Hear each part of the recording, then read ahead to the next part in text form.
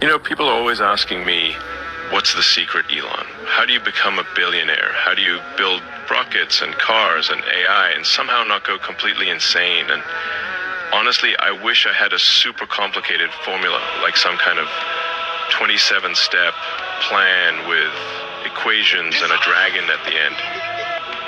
But no, the truth is, as with most things, way simpler and harder to execute. It doesn't have any flashy formulas or crazy wisdom, and it doesn't even come from someone who is known around the world. The truth comes from the time I was still a kid in South Africa. My mom told me something that at the time felt relatively worthless. She said, live as if you had to sign your name under everything you do, because that signature should be a guarantee of your best effort. But honestly, if I look back on it now, that one line has guided my whole life. Imagine that. Something you thought was completely worthless ends up providing you great value for the rest of your entire life. More than any physics textbook, more than any business advice, that single principle shaped how I work, how I build companies, how I think about failure, and why I'm able to keep pushing forward even when things completely fall apart. Most people, and I don't mean this in a bad way, but most people do things just good enough to pass, to get by, to not get yelled at. But imagine this, what if every single thing you did had your name on it forever? The email you send, the design you draw, the code you write, the decision you make at work. Would you still do it the same way, or would you maybe give a little more effort?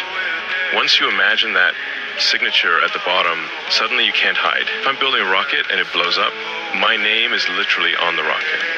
If I release a car that catches fire, my name is on that too. And if I cut corners, it's my signature under that failure. That changes how you operate. You stop asking, what's the minimum I can get away with, and start asking, what's the best I can possibly do here? I'll give you an example, a Tesla. There was a point where production was so bad, we were close to dying. Like bankruptcy, lights off, sell the office furniture, kind of bad. So I literally slept on the floor of the factory.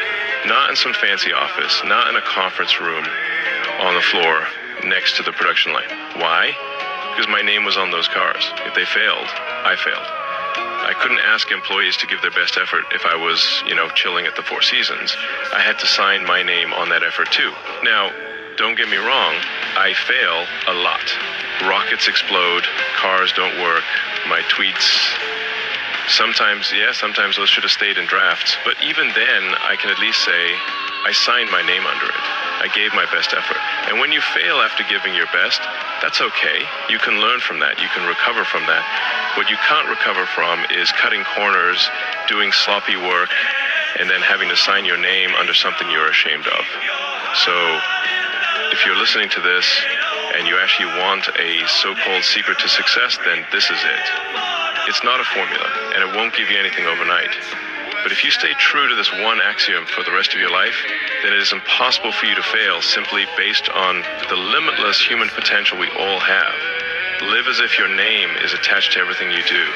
Your name is your brand, your reputation. It's the only thing that follows you everywhere. And when people see your name, they'll know. That stands for quality, for effort, for someone who didn't cut corners. If you live like that, opportunities will find you, trust will find you, and eventually, maybe even billions of dollars will find you. But more importantly, you'll be able to look back at your life and actually be proud of it. So, the most important piece of advice that I ever got wasn't from a business book or an MBA program or even physics class. It was from my mom. She said, live as if you had to sign your name under everything you do, because that signature should be a guarantee of your best effort. Simple.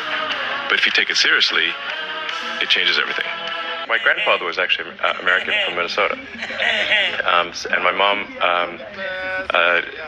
mom was born in Canada. So I do have some American background. In fact, a lot of people think my name must be from some exotic location, but I was named after my great-grandfather, who was from Minneapolis, or actually St. Paul, I should say. And he was a school superintendent and part-time sheriff in 1900, and I was named after him. So I'm actually from Africa, named after my American ancestor. From the Midwest? Yeah. Of all places? Right. What took your family to South Africa?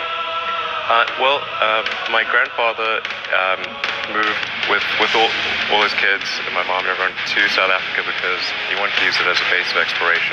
So he had this little plane that he liked to fly all over the place, and he flew it all through Africa and Asia, and he was the first person to fly from South Africa to Australia.